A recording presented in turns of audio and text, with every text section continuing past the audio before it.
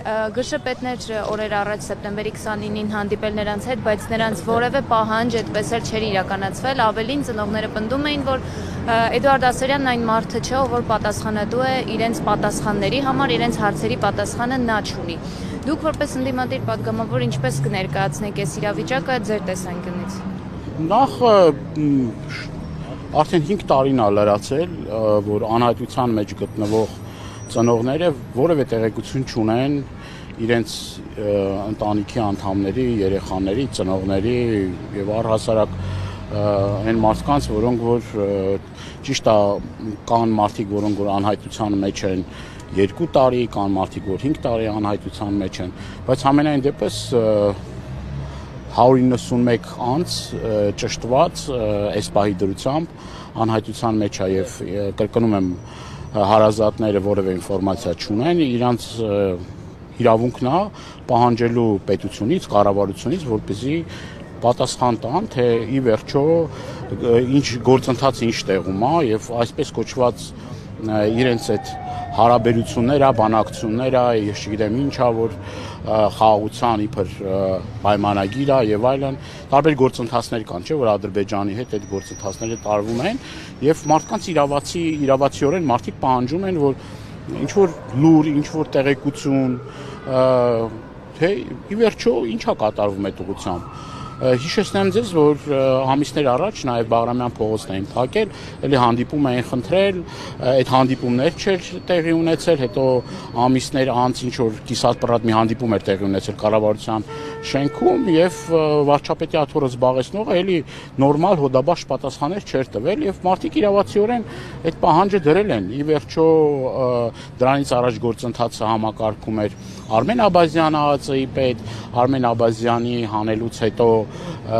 ներկա ԱԱԾ պետը գնացել էր Բաքու եւ էլի որևէ տեղեկություններ չէին հայտնել, այսինքն ինչա, այս մարդիկ իրավունք չունեն պահանջելու, թե գործընթացը ինչ տեղում է կամ այդ ինչ ձև է, այդ ինչ վերաբերմունք այն մարդկանց նկատմամբ, որոնք որ վշտի մեջ են եւ փոխանակ կարեկցանքի, սփոփանքի եւ ի վերջո այդ ուղղությամբ աշխատանքներ տանեն, մի հատ էլ նոր տեղեկանում ենք, ես նոր իմացա եւ մոտեցա ծնողներին, որ ծնողներից երկուսին բերման են ենթարկել եւ ասում են նոր ճշտեցինք, որ տանում են կալանքի, այսինքն նոր ծնողները ինձ ասեցին, որ տանում են կալանքի Աջափնյակի դատարանում, դա կապված է, ասում են, պաշտպանության նախարարության մոտ ինչ որ ընդհարում է տեղի ունեցել, այդ ընդհարման գործով ուրեմն սենց էլի, սա ապշեցուցիչ մի բան է, չնայած սրբազաններից հետո եւ այս դեպքերից ինչ որ տեղի ունեցավ, երբ որ Միքայել Սրբազանը 2 տարի բան են տալիս, վճիռ են կայացնում, էլ թվում էր թե զարմանալու բան չկա, բայց ամեն օր այս իշխանությունները ցույց են տալի, որ էլ ավելի, այսպես ասած, абսուրդ էլ ավելի սրբապիղծ որոշումներ կայացնելու գործում իրենք անմրցելի են, ես տենց պետություն չգիտեմ, համենայն դեպս, որ նման վերաբերմունքի կարժանացնի թե որդեկորուց ծնողներին, թե անհայտության մեջ գտնվող ծնողներին, այսինքն դա ինչ է նշանակում։ Նույն կրկնվում է Եռաբլուրի սցենարը, երբ որ ծնողներին քաշքշելով, ջարդելով ծնողներին, խոշտանգման ենթարկելով կարմիր բերետավորները տանում էին մարդկանց ուրեմն ոստիկանական բաժանմունքներ։ Եվ այս գործով էլի ընդամենը, այսպես ասած, ծնողները իրենց վրդովմունք են հայտնել, որևէ մի լուրջ բան տեղի չի ունեցել, բայց իրենց մի սենց առիթ է պետք է, որ հերթական ծնողին, հերթական մարդուն, որին որ պետք է խոնարհվեն, որին որ պետք է հարգանք մատուցեն, որին որ ուշադրություն պետք է մատուցեն, բայց ինչ մնաց այդ ծնկաչոք ԿՊ ժողովների ժամանակ այդ ծնկի գալ ասում է խոնարհվում եմ ծնողների առաջ, սենց էս խոնարհվում ծնողների, էտա քո խոնարհումը ծնողների առաջ, օրը մեկին բանտարկելով, օրը մեկին անազատության մեջ պահելով, դրանով է դրսևորվում քո հարգանքը, դու տենց ես հասկանում հարգանքը, այսինքն անդադ կեղծ ծնկի գաս ու հերթական ծնողին տանես անազատության մեջ, абսուրդի ժանրից է, գժվել կարելի է, այսինքն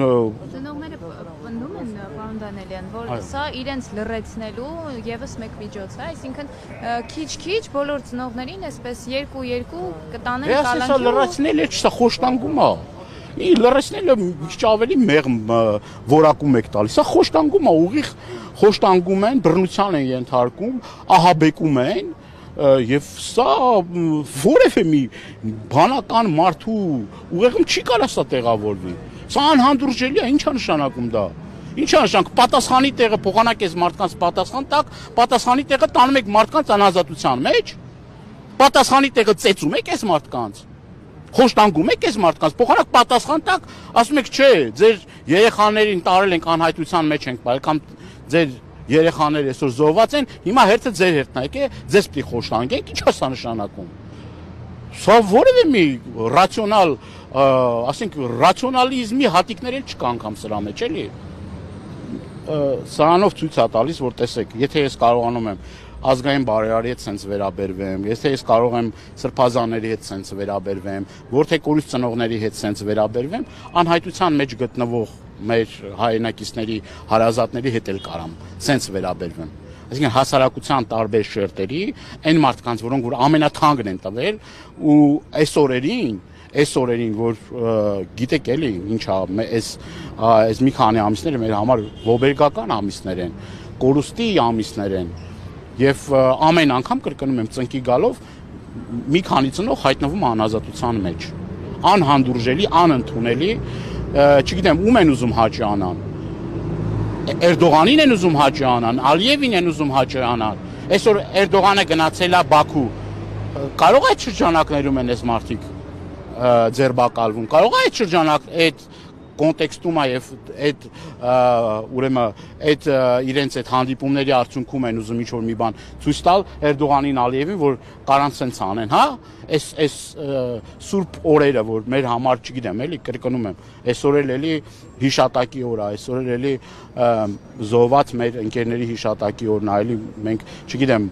մի Պրոշյանի Պանթեոնում ենք առավոտը, հիմա պլանավորել ենք 6:30 ուրեմն մեր մյուս ընկերների էլի զոհվելու օրն է Վարագաթաղի բարձունքում զոհված մեր ընկերների 6:30 պիտի եռաբլուր լինենք։ Ես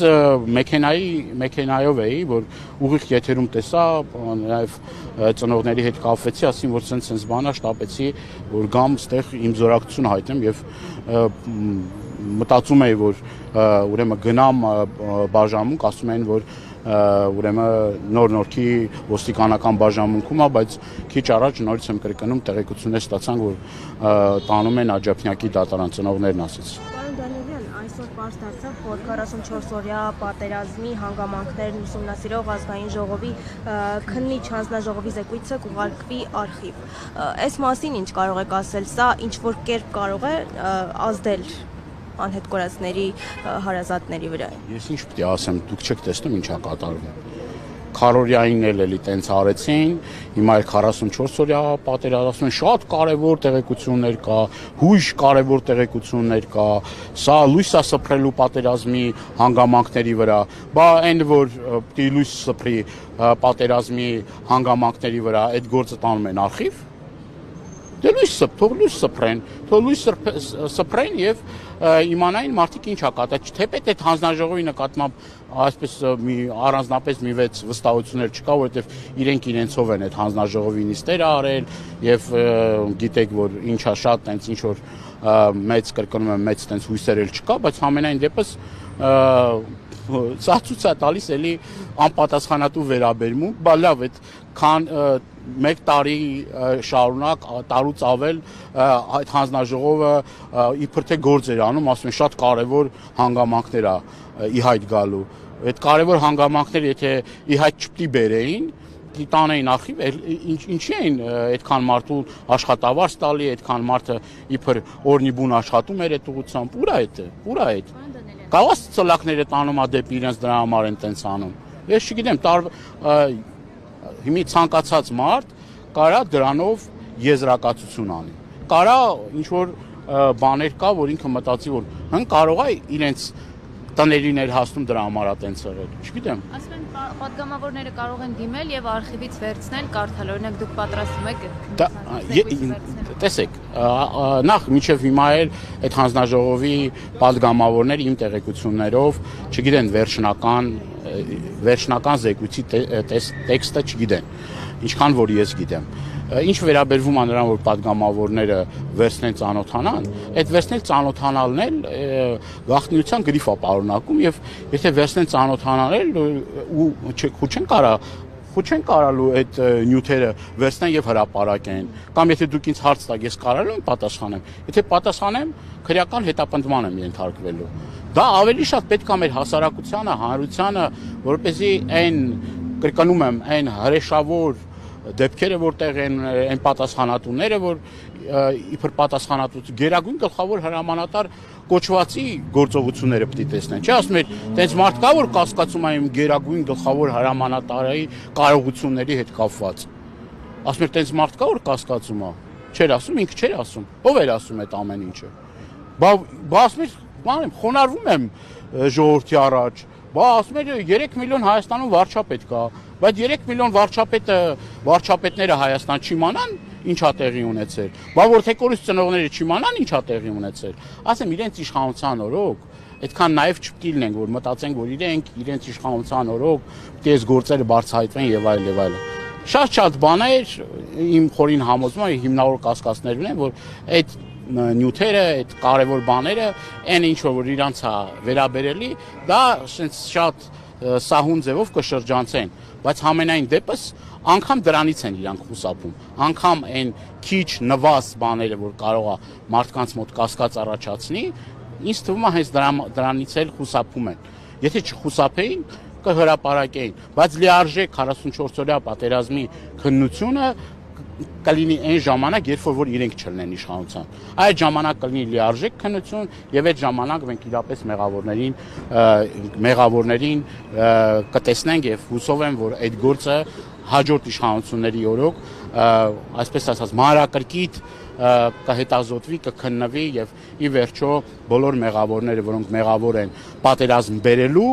եւ պատերազմի ընթացքում անգործություն ցուցաբերելու, շատ ժամանակ հանցավոր անգործություն ցուցաբերելու, իրենց բաժին պատասխանատվությունը կստանա։